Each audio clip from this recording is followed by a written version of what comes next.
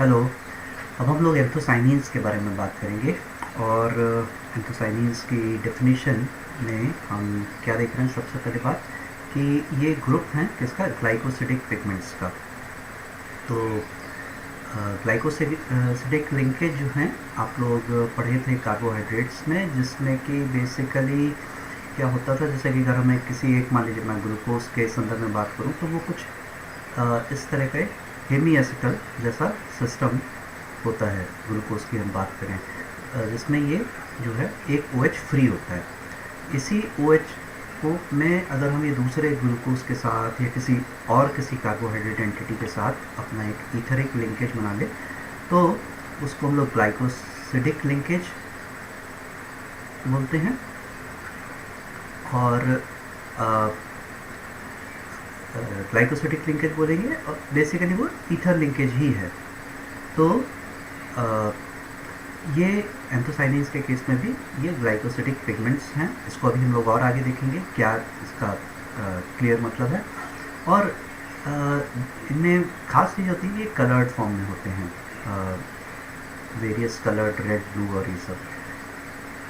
इनका nature amphoteric होता है, इसीलिए इनके एसिड सॉल्ट्स भी होंगे और बेसिक सॉल्ट्स भी होते हैं। इनके अगर हम स्ट्रक्चर्स पर आएँ तो एक वर्ड हम लोग अब लगातार यूज़ करेंगे, जैसे फ्लेवाइलियम क्लोराइड। उससे पहले जरा सा देखा जाए, ये बेंजोपाइरिलियम क्लोराइड का होता है। तो ये बेंजीन रिंग है, ये बेंजीन रिंग हो गई, और ये फ्यूज्ड है किसके, पायरन डेरिवेटिव के साथ। पायरन हम सब लोग जानते हैं कि वो कुछ इस तरह की चीज़ होता है। तो और ये हो गया बेंजीन। तो ये जब आपस में फ्यूज़ हो जाएंगे तो ये बेंजो शब्द आ जाएगा इसमें, बेंजो और पायरिलियम क्लोराइड। पायरिलियम इसलिए है क्योंकि ईएम इसलिए क्योंकि ये प्लस फॉर्म में है, सॉल्ट फॉर्म में है, और ये स्टेबलाइज किससे है, Cl- से है। इसमें अगर हम एक pH लगा दें, जो कि हमने यहाँ पर किया है, तो तब क्या हो जाएगा, नंबरिंग के हिसाब से हम क्या से 1 कहेंगे, 2, 3, 4, 5, 6, 7, 8 करेंगे। और इधर क्योंकि ये इसके साथ जुड़ा हुआ फिनाइल ग्रुप है, इस carbon group 1 dash, 2 dash, 3 dash, 4 dash, 5 dash, 6 dash, इस तरह से हम बात करेंगे। और अगर हम हम OH लगाना स्टार्ट कर दें इस वाले पायरिलियम रिंग पर, तो और साथ साथ बेंजीन रिंग पर भी, तो और क्या क्या चीज़ें हो सकती हैं, 3, 5, 7, जैसे यहाँ पे 3, 5, 7, ये मेरा 3 पोजिशन है, ये 5 है, 7, 3, 5, 7 ट्राइहाइड्रॉक्सी फ्लेवाइलियम क्लोराइड जैसी चीज़ हम कह सकते हैं कि ये बन जाएगी। जितने भी एंथोसाइनिन्स होते हैं ये सब के सब जो हैं वो डेरिवेटिव्स हैं किसके, 357 ट्राईहाइड्रोक्सी फ्लेवाइलियम क्लोराइड के। तो फिर से हम देख लें, 357 ट्राईहाइड्रोक्सी फ्लेवाइलियम क्लोराइड हम किस चीज़ को कह रहे हैं, ये 357 ट्राईहाइड्रोक्सी फ्लेवाइलियम क्लोराइड। तो फ्लेवाइलियम क्लोराइड क्या रहेगा कि जिसमें बेंजोपाइरन या पायरिलियम रिंग जो है वो किसके साथ अटैच होगा, फिनाइल ग्रुप के साथ। तो फिनाइल किस पोजीशन पे, 2 पर है, तो इसको हम फ्लेवाइलियम क्लोराइड कहेंगे। मतलब पहला एक मेरा स्केलेटन जो है वो बेंजोपाइरिलियम का है, ये बेंजोपाइरिलियम क्लोराइड या बेंजोपाइरिलियम और आयन, और ये इस पर एक फिनाइल ग्रुप सब्स्टिट्यूटेड है, तो मैं फ्लेवाइलियम क्लोराइड कहूँगा। और इसी में मैं हाइड्रोक्सिल ग्रुप और अलग अलग पोजीशन पर जोड़ूंगा, तो 356 फ्लेवाइलियम क्लोराइड हो जाएगा। तो ज़्यादातर जो हैं हमारे पास एंथोसाइनिन्स और एंथोसाइनिडीन्स जो होंगे वो डेरिवेटिव होंगे इसी 357 ट्राईहाइड्रोक्सी फ्लेवाइलियम क्लोराइड से। और वही बात आ रही है फिर से कि they differ in number and nature and position of the other hydroxy group. ज़रा सा रेजोनेटिंग स्ट्रक्चर देखें, क्योंकि ये ज़रूरी है जानना। आगे जो हमारे रिएक्शंस आएंगे वो काफ़ी हद तक हमें हेल्प करेंगे अगर हम इस रेजोनेटिंग स्ट्रक्चर को अच्छे से समझ रहे हैं। तो क्या हम देख रहे हैं, हमने कहा बेंजोपाइरिलियम, पाइरिलियम मतलब हम इसको सॉल्ट बता रहे थे, तो O+। तो ये O+ की पहली बात तो ये कि O+ के फॉर्म में क्यों आ रहा है, मतलब ये अगर ऐसे था तो ये ऐसे रहा होता, ये क्यों जो है वो अपना इधर दिया, ये इधर हुआ, फिर इस तरह करके चीज़ें जो है प्लस फॉर्म में, ये इसलिए आ रहा है क्योंकि ये एरोमेटिक बन जाए। तो जब ये बेंजोपाइरिलियम बन जा रही है चीज़, तो मेन खासियत क्या हो जा रही है कि एरोमेटिक हो जा रही है, इसीलिए ये O प्लस के फॉर्म में आ रहा है। मतलब ये अपना इलेक्ट्रॉन जो है रिंग के अंदर से जुड़ा है, और रिंग के कारण सिस्टम में दोनों ही रिंग्स पर एरोमेटिसिटी आ जा रही है। रेजोनेटिंग स्ट्रक्चर में क्या होगा, ये मान लीजिए अपना वापस ले ले, तो इस कार्बन पे क्या आ जाएगा, एक कार्बोकैटायन बन जाएगा। इसका मतलब ये ससेप्टेबल है कि जैसे कोई OH माइनस जैसी चीज़ यहाँ पर आए और इसके साथ जाके यहाँ पे जुड़ जाए। और इसके रेजोनेटिंग स्ट्रक्चर क्या हो सकते हैं, वो ये हो सकता है कि ये प्लस चार्ज जो है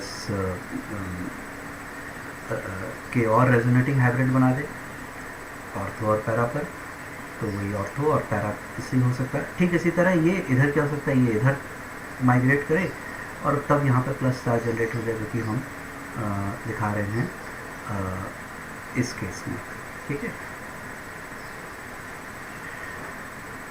एक वर्ड जानना जरूरी है, एंथोसाइनिडीन्स, जो कि एंथोसाइनिन के साथ जुड़ा हुआ है। और ये वही शुरू वाली बात जो हमने जब कही कि ग्लाइकोसिडिक लिंकेज या ग्लाइकोसिडिक पिगमेंट्स जो हैं वो बात आएगी। और यहाँ पर ये चीज़ उससे जुड़ी हुई है क्योंकि शुगर फ्री, मतलब एंथोसाइनिन्स मैं लूँ और उसमें से शुगर को मैं बाहर निकाल दूँ, शुगर को मैंने बाहर निकाल दिया। ये शुगर मतलब कार्बोहाइड्रेट्स हमारे देखेंगे, ग्लूकोज होगा, रैमनोज होगा, फ्रक्टोज हो सकता है, गैलेक्टोज हो सकता है। तो जो भी चीज़ बने के आएगी उसको हम साइनिडीन्स कहेंगे।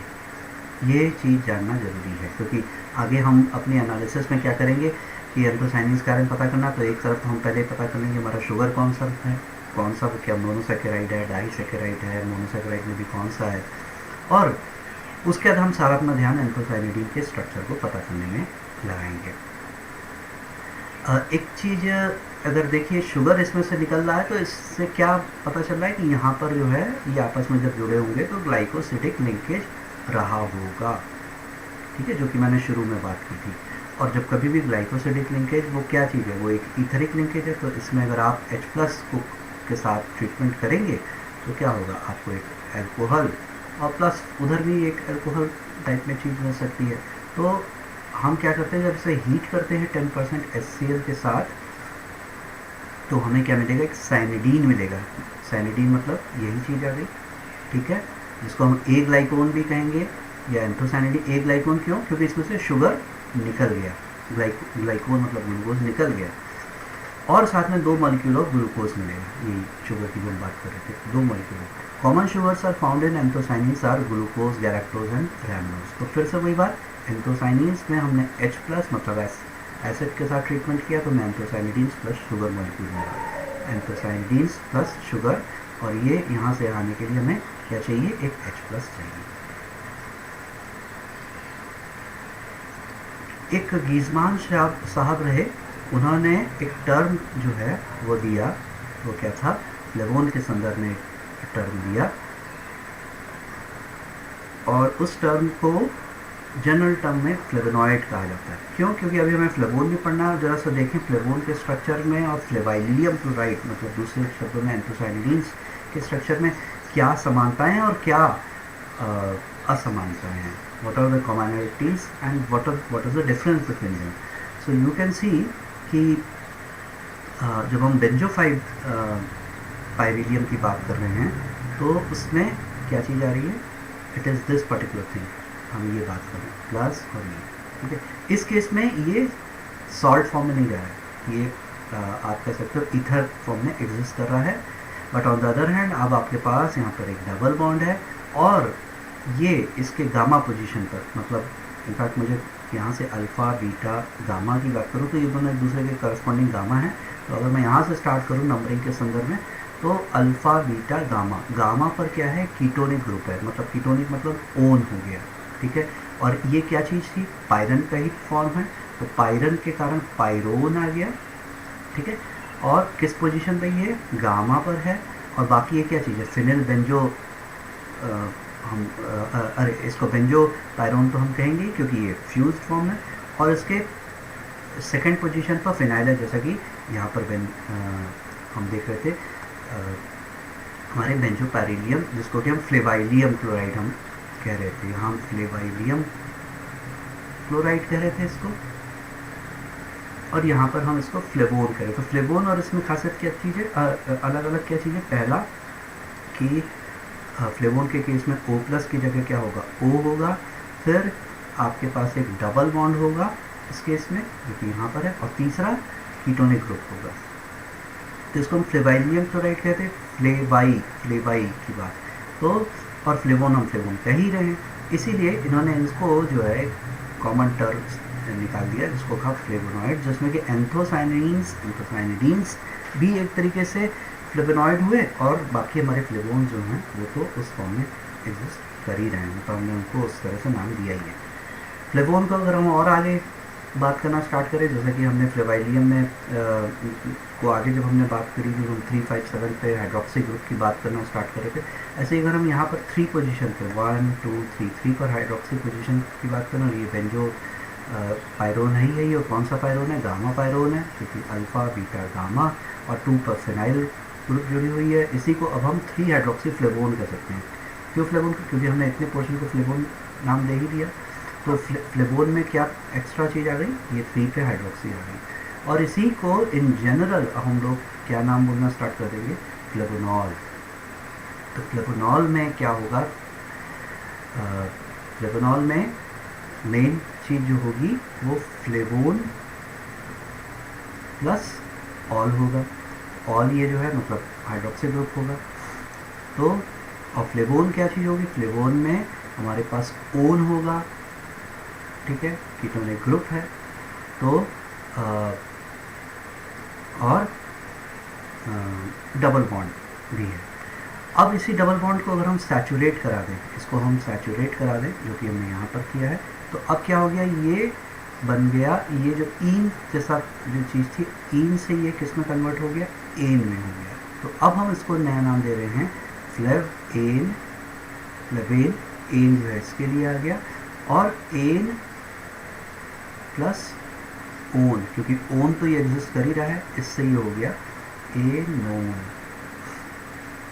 तो ये चीज़ बन गई फ्लेवोनोन, ठीक है।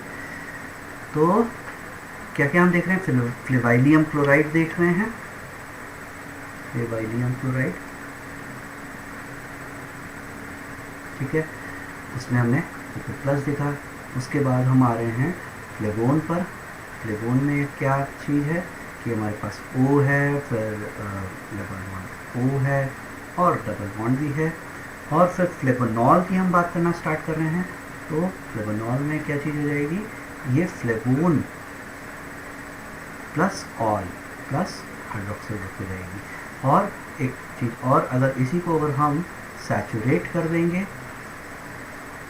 एक पर्टिकुलर डबल बॉन्ड को, जो कि 2 और 3 के बीच वाला है, 2 3 C डबल बॉन्ड C, तो तब ये क्या हो जाएगा, फ्लेवेन ऑल, क्योंकि ऑल तो इसमें है ही, फ्लेवेन ओन हो जाएगा, सी फ्लेवेन ओन, फ्लेवेन ओन हो जाएगा, फ्लेवेन, क्योंकि इसमें ये OH भी हट जा रहा है और ये डबल बॉन्ड भी हट जा रहा है, तो मतलब सैचुरेट किया और साथ में माइनस OH भी किया, तो तब ये फ्लेवेन ओन हो जाएगा, ठीक है।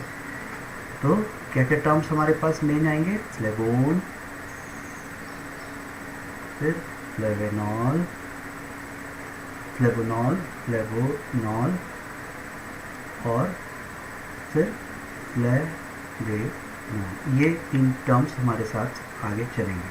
फ्लेवोनॉल में क्या होगा, फ्लेवोन में प्लस ओल हो जाएगा, और फ्लेवेनोन में क्या हो जाएगा, इसमें माइनस डबल बॉन्ड हो जाएगा एक, और साथ में माइनस OH हो जाएगा, तो तब हमारे पास फ्लेवोनोन चीज़ आ जाएगी। इनके कई क्लासेस हैं, जैसा कि हमने शुरू में कहा कि एम्फोटेरिक हैं, तो मतलब बेस के साथ भी ट्रीटमेंट होगा इनका, एसिड के साथ भी होगा, और इसीलिए हम इनके फिज़िकल टेस्ट भी देख रहे हैं। मतलब NaOH मिला रहे हैं तो ये ब्लू से वायलेट में हो जा रहा है, ये येलो से ऑरेंज में हो जा रहा है।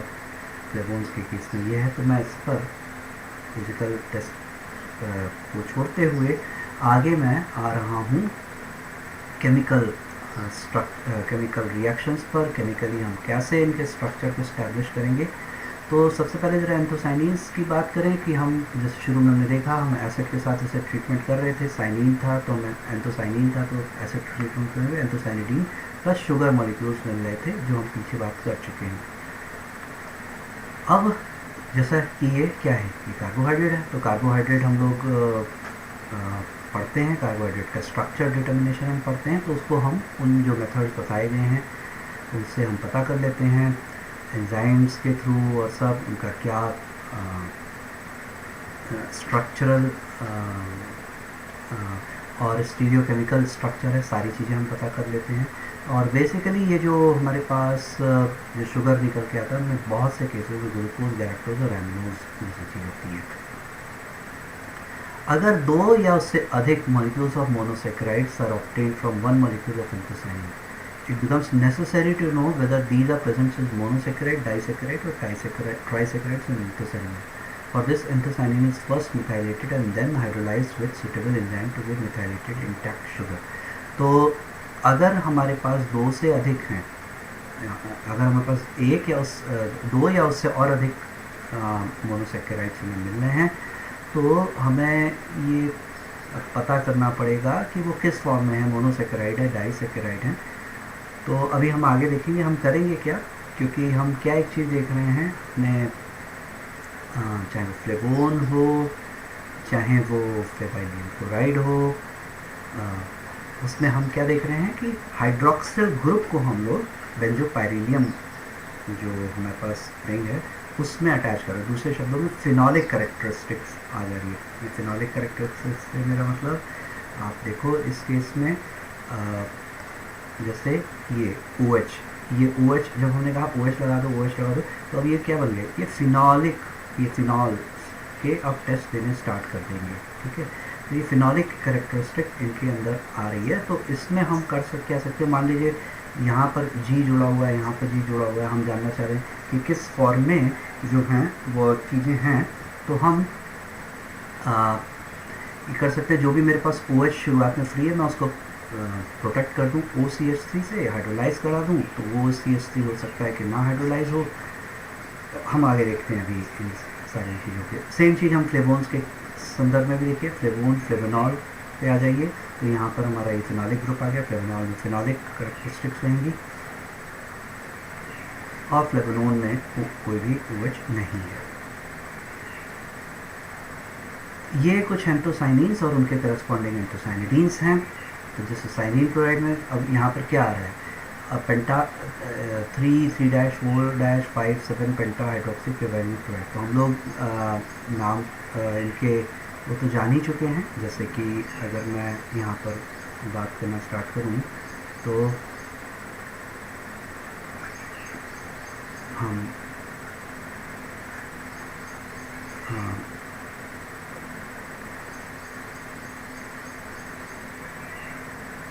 ये तो हमने क्या इसको नाम दिया था, इसको नंबरिंग के हिसाब से 1 2 3 4 5 6 7 8, और इसको क्या किया था 1 2 3 4 5 6 तो अगर हम यहाँ पर देखें सैनिडीन वाले में हम क्या बात करें 3 तो 3 पे OH और 3 पे OH, और कहाँ 4 पर OH, 4 पर OH, 5 और 7 पर OH। तो 5 कौन सा हुआ, ये हो गया, और 7 कौन सा हो गया, ये। ठीक है, तो ये पेंटा हाइड्रोक्सी, कितने टोटल OH हो गए, पेंटा हाइड्रोक्सी 5 हो गए। और क्या इनका बेसिक स्केलेटन है, मतलब हम क्या इतने पोर्शन को हम लोग क्या बोल रहे थे, फ्लेवाइलियम क्लोराइड बोल रहे थे। तो ये पर्टिकुलर चीज़ किसके करस्पॉन्डिंग, साइनिडीन क्लोराइड के लिए हुआ, कि कहाँ से आया, साइनिन से आया। ऐसे पेलर्गोनिन क्लोराइड का पेलर्गोनिडीन हो जाएगा, डेल्फिडीन का डेल्फिडिडीन हो जाएगा, और इनके ये उसी साथ, जैसे ये हेक्साहाइड्रो है, ये टेट्राहाइड्रो है। तो हाँ,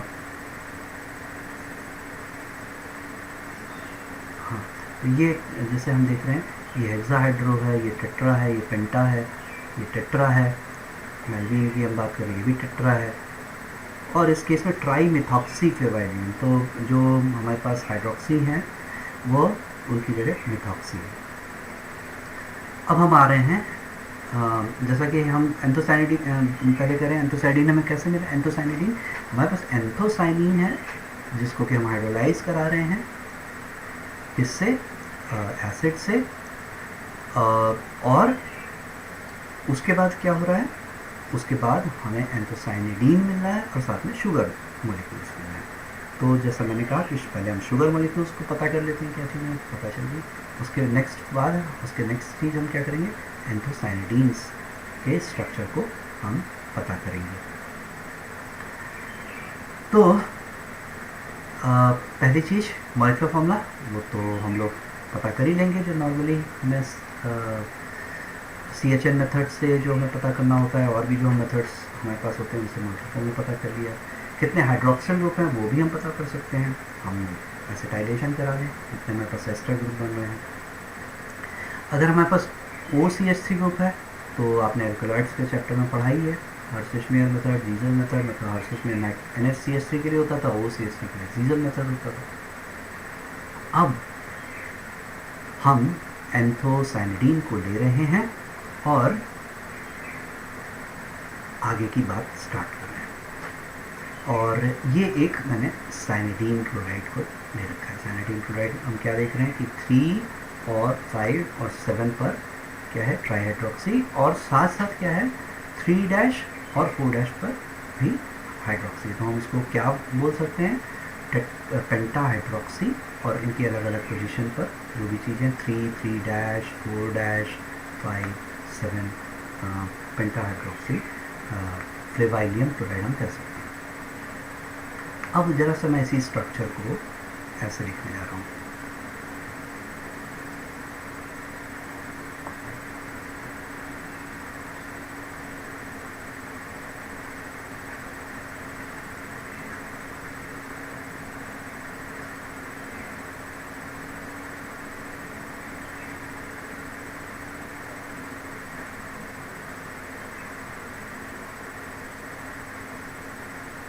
ये मैंने इसको इस तौर पर ले लिया। क्या हो रहा है? ये पर्टिकुलर कार्बन सेंटर जो है, ये मुझे क्या दिख रहा है? कार्बोकैटायन दिख रहा है। इसका मतलब ये हुआ कि अगर मैं इसे OH- से ट्रीट करूँ, कोई मैं न्यूक्लियोफाइल लाऊँ, तो ये OH- की जगह क्या हो जाएगा? यहाँ पर इस OH- को मैं हटा सकता हूँ और इसकी जगह मैं क्या लगा सकता हूँ? OH लगा सकता हूँ।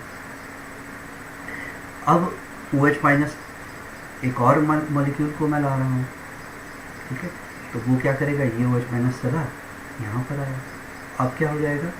अब मैं क्या कर सकता हूँ कि इसको हटाया और इसकी जगह मैंने एक OH मैं और लगाना चाहता हूँ, लेकिन अब वैलेंसी कितनी अंदर जाएगी? 1, 2, 3, 4, 5। इसका मतलब अब कुछ ना कुछ, कोई ना कोई बॉन्ड को ब्रेक करना चाहिए। जैसे मैं ये OH लाया तो ये क्या हो जाएगा? ये इस फॉर्म में चला जाएगा। जब ये इस फॉर्म में चला गया तब क्या स्थिति हो गई? तब ये जो है ये ब्रेक किया, मैं इसको भी ब्रेक किया, इसको मैं ऐसे बना रहा हूँ, ये हो गया। यहाँ पर ये O- आ गया, ठीक है? और 1, 2, 3, 4 एक ही कार्बन पर 2 ऑक्सीजन जुड़े हुए हैं, तो क्या करेगा? वो क्या शेप ले लेगा? ये डबल बॉन्ड O, ठीक है? और 1, 2, 3, 4। इनफैक्ट मुझे मैंने अभी जो दिखाया था, हाँ ठीक है। तो ये चीज़ है डबल बॉन्ड, इसको इसी कार्बन पर 1, 2, 3, 4। हाँ, तो मैं इसको डबल बॉन्ड O दिखाया और फिर क्या हो जाएगा? और साथ में ये जो है ये भी टूटेगा, क्योंकि अब इस पर कार्बन की वजह से 5 होने लग जा रही है। तो ये डबल बॉन्ड O हुआ, ये OH रहा, और ये जो है इस पर्टिकुलर इसके पास माइनस चार्ज हो गया। तो अब क्या चीज़ हो जाएगी, अब ये बन जाएगा OH, OH, ये हो गया O माइनस, इसको मैं OH लिख दिया, जो कि ये फ्लोरोब्यूकिनॉल की बात आ जा रही है। इसके साथ मैं क्या लिख सकता हूँ, ये डबल बॉन्ड, और ये मैंने क्या दिखा दिया है OH, और यहाँ पर माइनस दिखा रखा है, ठीक है। और इधर के केस में मैं देखूँ क्या हो रहा है, इस माइनस को मैं H प्लस भी दिखा सकता हूँ, और इधर देखा जाए क्या हो रहा है, ये हो जा रहा है OH, OH, ये हो गया C डबल बॉन्ड O और OH। तो COOH ये दिखना चालू हो गया, ये हुआ, और ये इसी को हमने प्रोटोकैटेकोइक एसिड दिखाया। ये बेसिकली ये यहाँ पर मैं इसको H दिखा सकता हूँ, ठीक है। और हम इसे किसके साथ ट्रीट कर रहे हैं, CONQ-OH के साथ कर रहे हैं।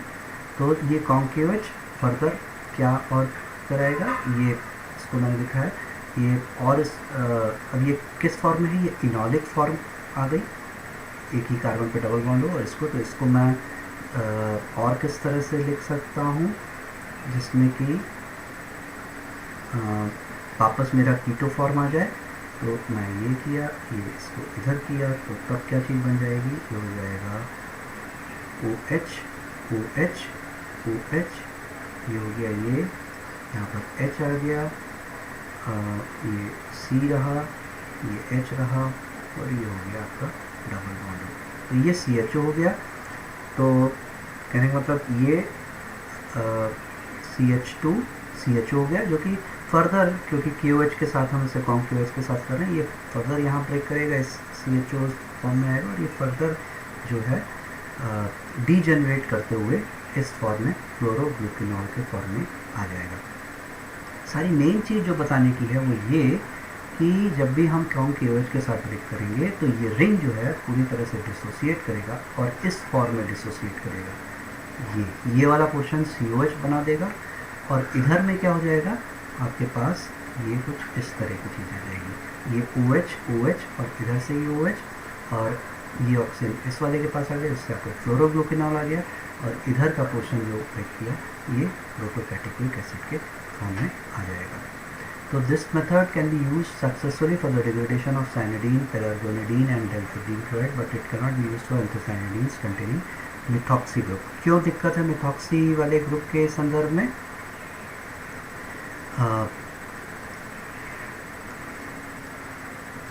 उसी चीज़ को यहाँ हमने फिर से लिखा। और अब देखिए, अब हमने पीछे वाले केस में हमने इसको भी OH ही माना था। मान लीजिए कि हमारे पास एक ऐसा एंथोसाइनिन है जिसमें कि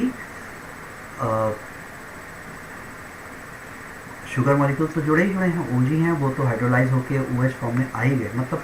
लेकिन अगर कोई मान लीजिए एक ऐसा हमारे पास शुरू से मिथॉक्सी ग्रुप ही अगर चल रहा है तो वो इस फॉर्म में होगा। और अगर हम इसके बारे में अच्छे से जानना चाहते हैं तो क्या होगा, CONQ-OH के साथ हमने ट्रीट किया ऐसे, ठीक है। और तब क्या होगा, जैसा कि मैंने बताया पहले कि इतना पोर्शन ये कटेगा और ये इतना पोर्शन हो जाएगा। तो ये तो मैं एक्सपेक्ट कर ही रहा था, फ्लोरोब्यूकिनॉल, प्रोटोकैटेकोइक एसिड भी एक्सपेक्ट कर रहा हूँ, लेकिन मैं क्या एक्सपेक्ट कर रहा हूँ कि ये OCH3 यहाँ पर इंटैक्ट रहता, लेकिन इस CONQ-OH ने इस ईथरिक लिंकेज OCH3 को भी ब्रेक करा दिया, और ये OH के फॉर्म में यहाँ पर नजर आ रहा है। लेकिन मैं अपना जानना चाहता हूँ कि OCH3 मेरा बरकरार है, तो अब मैं एक माइल्ड बेस का इस्तेमाल करूँगा, बेरियम हाइड्रोक्साइड का, और उसमें मुझे वही चीज़ मिलेगी जो है, लेकिन इस केस में मेरा OCH3 जो है वो इंटैक्ट होगा।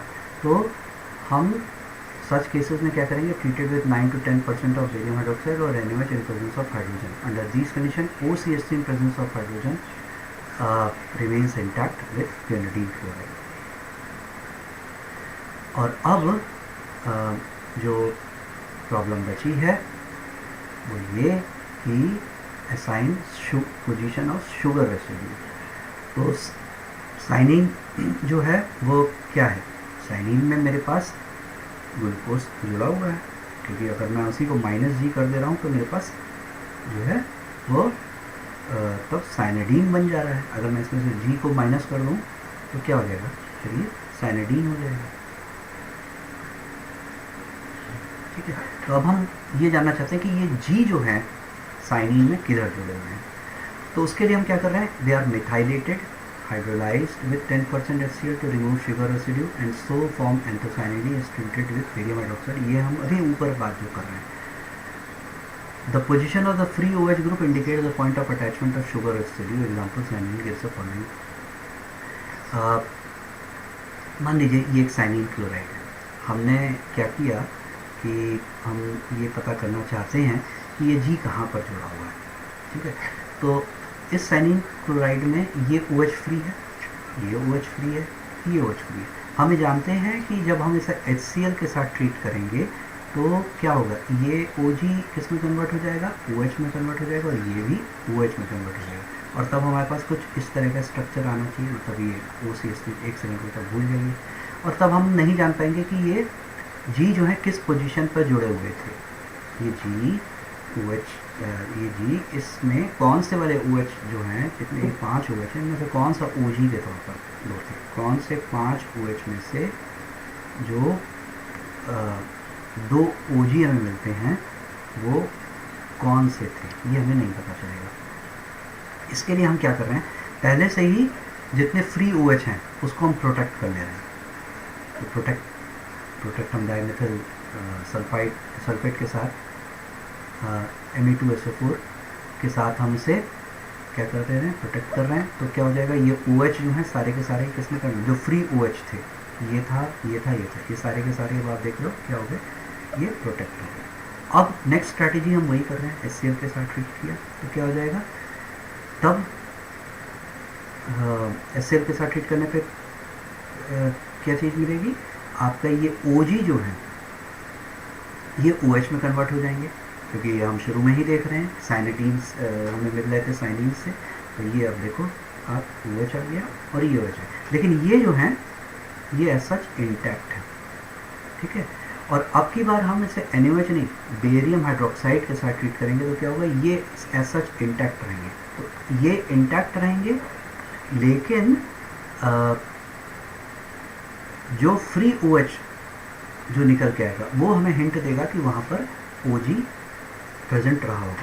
अब जैसे हम यहाँ पर ट्रीट करें तो हमें क्या होगा, तो हम फिर से वापस अपना उसी की बात करते हैं, ये और इसकी बात करना स्टार्ट करें तो क्या होगा, यहाँ पर हमें OCH3 और यहाँ पर क्या मिल जाएगा, COH मिल जाएगा। तो इससे क्या पता चला कि ये शुरू में फ्री रहे होंगे, ये OH रहे होंगे जिसको हमने प्रोटेक्ट कर रखा था। इसका मतलब जो 2 OG हैं वो इस वाले पोर्शन, इस वाले बेंजीन रिंग पे, मतलब 3 और 5 और 7 पोजीशन या 3 पर भी हो सकते हैं। तो अब इधर की हम बात करें, जैसे हमने इसको प्रोटेक्ट कर रखा था, ये हमारा फ्री मिला, और इधर से भी एक OH हमें जो मिल रहा था ये फ्री मिला। तो इससे हमें क्या पता चल रहा है, इससे हमें ये लगेगा कि ये दोनों पोजीशन पर OG रहे होंगे। अब ये तो बात क्लियर है, इसके संदर्भ में तो ये क्लियर है कि ये कोई OG होगा, लेकिन ये दूसरा जो OG हो रहा होगा वो क्या इससे आएगा, यहाँ तो OG हो नहीं सकता क्योंकि ये तो पाइरीलियम क्लोराइड बना है। तो फिर ये OG क्या ये वाला है, ठीक है, तो इससे तो लगेगा यही वाला है। लेकिन अभी भी कुछ कन्फ्यूजन्स हैं, क्या वो the above degradation does not include which of the 2 hydroxyl group of monomethylfluoroglucanol was originally attached to G। तो the above degradation does not include which of the 2 hydroxyl group of the monomethyl, जैसे कि ये है। अब हमने क्या कहा, जैसे यहाँ पर हमने बात कही कि इस समय क्या शक मिला कि ये OG 2 OG हैं, तो एक अगर हमने इसे प्रोटेक्ट किया, हमारे पास ये चीज़ आई OCH3 आई, एक OH आया, और तो ये OH OG हो नहीं सकता था, ये OG होना ही होना चाहिए।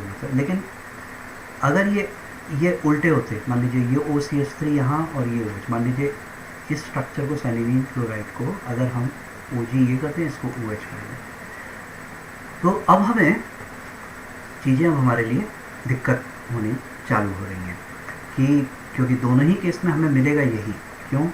क्योंकि जब आप इसे हाइड्रोलाइज कराओगे तो तब क्या होने वाली है चीज़ें, ये वाले पोर्शन से हमें मिलेगा तो क्या मिलेगा, इधर से OH मिलेगा, इधर से भी OH मिलेगा, और ये OH सॉरी, इनफैक्ट हमने सबसे पहले इसे प्रोटेक्ट कराया तो ये क्या हो गया, OCH3 हमने प्रोटेक्ट करा लिया। ठीक है, तो जब हमें चीज़ मिलेगी तो क्या मिलेगी, ये OH हो जाएगा, ये OH हो जाएगा, OCH3 ये हो जाएगा। ठीक है, और इधर में तो कोई दिक्कत नहीं है, ये तो हमें वही चीज़ मिल रही है, मतलब ये जो है ये OCH3 हम इससे पहले ही प्रोटेक्ट कर चुके हैं, ये तो मिल ही रहा है। सारी प्रॉब्लम जो आ रही है वो ये कि अगर मैं ये OG मेरा यहाँ होता और ये OH यहाँ होता, तब भी मुझे यही चीज़ मिलेगी। क्यों? क्योंकि तब ये मैंने इसे प्रोटेक्ट कर लिया OCH3 के तौर पे, और ये मेरा OG के तौर पे रहा। जब इसको वो करूँगा तो ये यहाँ पर OCH3 आ जाएगा और यहाँ पर OH रहेगा, तो मॉलिक्यूल तो वही चीज़ निकल के आएगी। तो ये कुछ दिक्कत पैदा कर रहा है। Which of the two hydroxyl group of the monomethyl chloro group was originally attached to the, had the structure of cyanin chloride been 1A instead of 1 monomethyl phloroglucinol could have still been obtained. तो ये तब भी हमें चीज़ आती है। Anthocyanins are treated with 15% H2O2 and CH3COH when parallel ring opens up between C2 and C3 without removing sugar residue। तो अब हम और आगे जो चीज़ कर रहे हैं, इसमें मैंने वैसे 1 और 1A की जो बात कही है, देखिए 1 ये है, 1 में क्या होता है, OG यहाँ होता है, OH होता है। 1A में क्या हो जाएगा, OH हो जाएगा और ये OG हो जाएगा। तो यहाँ पर 1A नहीं लिखा हुआ है। अब हम ऐसी चीज़ से बचने के लिए हाइड्रोजन परऑक्साइड एसिडिक मीडियम में हम इस्तेमाल कर रहे हैं। क्या हमें ये हेल्प करेगा, ये C2 और C3 को जो है ब्रेक कर देगा। C2 और C3, C2 कौन सा है, C2 ये है और C2 ये है और 3 ये है, तो C2 और C3 को ये ब्रेक करा देगा। ठीक है, तो और जब ये ब्रेक करा देगा तो मुझे कुछ इस तरह की चीज़ मिलनी स्टार्ट हो जाएगी। ब्रेक करा रहा है तो क्या मुझे दिमाग में चीज़ आ रही है कि ये वापस ये हो गया होगा, यहाँ पर ये हो गया होगा, ये फिर OH यहाँ पर आया होगा। ठीक है, और फिर हाइड्रोजन परऑक्साइड है, ये एक और OH आने से पॉसिबली ये चीज़ हो रही होगी और ये इसको कुछ ब्रेक कर रहा होगा। मैकेनिज़्म मैं उतना क्लियर अभी नहीं हूँ, पर बस फिलहाल ये कहूँगा कि ये इसको ब्रेक कर देगा। तो ब्रेक करने पे ये चीज़ आ रही है, इससे क्या हुआ, ये मेरा एज सच इंटैक्ट है। तो मतलब ये हुआ कि अगर हम एंथोसाइनिन को लेके चले तो ये है, मान लीजिए एंथोसाइनिन, मान लीजिए साइनिन क्लोराइड ये है, तो अब हमने इसको प्रोटेक्ट कर लिया, ये OCH3 हो गया, और उसके बाद हमने फिर H+ के साथ हम ट्रीट कर रहे थे तो क्या हो रहा था, ये OH हो जा रहा था। ठीक है, ये भी OH हो जा रहा था। ठीक, लेकिन जब हम इसको इसके साथ ट्रीट कर रहे हैं तो अब हमें फ़ायदा ये मिल रहा है कि हमारा ये OG एज सच इंटैक्ट हो जा रहा है, हमें काफ़ी और आगे की इंफॉर्मेशन मिल जाएगी। Now if anthocyanin 1 has a sugar residue in position 3, the latter can be removed from the degraded compound second by dilute ammonia. On the other hand, if sugar molecule in 1 is either 5 or 7, then this molecule can be removed only by heating with dilute acid. Thus position 3 can be distinguished from position 5 and 7, but the latter two position cannot be distinguished from each other. तो ये दोनों के संदर्भ में अभी भी हम clear नहीं, लेकिन इसके संदर्भ में हम क्लियर होते जा रहे हैं। क्यों, हम हाइड्रोजन परऑक्साइड का इस्तेमाल करेंगे तो ये ऐसा इंटैक्ट आ जाएगा। तो इस समय पता चलेगा कि 3 पोजीशन और 5 पर हमारे पास शुगर रेसिड्यू हैं, लेकिन 5 और 7 में किस जगह है ये अभी भी कंफ्यूजन बना रहेगा। The free nature of OH group of anthocyanin in position 3 can also be proved by rapid oxidation with FeCl3 during which anthocyanins are rapidly decolourised. ये वही फिनोलिक टेस्ट आ गया। Anthocyanin having sugar molecule only in position 3 gives a violet color with sodium carbonate, whereas anthocyanin with 3,5-dichlorobenzene always with blue color with sodium carbonate. कुछ physical test हो गए. Configuration of anthocyanins, that is sugar is linked to anthocyanidins whether by alpha or beta linkage is ascertained by hydrolysis with enzymes. ये हम carbohydrate chemistry में करते ही हैं. हमें जब भी उसकी स्टीरियोकेमिकल एस्पेक्ट पता करना होता है तो एंजाइम से ही करते हैं हाइड्रोलाइज.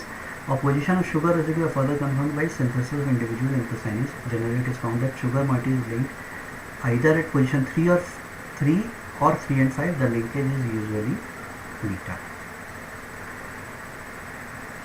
तो ये कुछ बातें अभी तक के लिए हम